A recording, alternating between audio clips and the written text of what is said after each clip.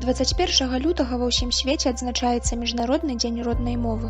Па дадзеных ЮНЕСКА ў свеце існуе больш за 6 тысяч моў, 95% з якіх знаходзяцца ва ўжытку ў насельніцтва планеты. Кожны месяц знікаюць 2 мовы. Яшчэ нядаўна налічвалася да 8 тысяч самастойных моў, а сёння іх на 2000 менш. А ці ведаеце вы, што мовы свету таксама злучаны паміж сабой сваяцкімі адносінамі і ўтвараюць сем'і? Паміж мовамі могуць існаваць вельмі блізкія стасункі, як паміж дзецьмі сям'і. Такія мовы называюцца блізкароднаснымі. Людзі, якія размаўляюць на гэтых мовах, даволі лёгка будуць разумець адзін аднаго. Бывае і так, што ў аднумоўную сям'ю ўваходзяць неблізкароднасныя мовы. На сёння носьбіты гэтых моў не зразумеюць адзін аднаго без перакладу. Блізкароднасная наша мова з рускай і ўкраінскай. Многія словы тут гучаць вельмі падобна. Вучоныя лічаць, што беларуская мова зарадзілася прыкладна ў канцы 13-го, пачатку 14 стагоддзя. У гэты час у пісьмовых крыніцах з'яўляюцца адметныя для беларускай мовы словы. У Вялікім княстве літоўскім старабеларуская мова была афіцыйнай мовай справаводства.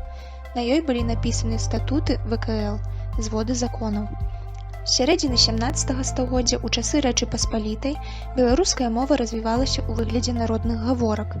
З-за гэтага мова мае вусна-размоўную, а не літаратурна-пісьмовую традыцыю.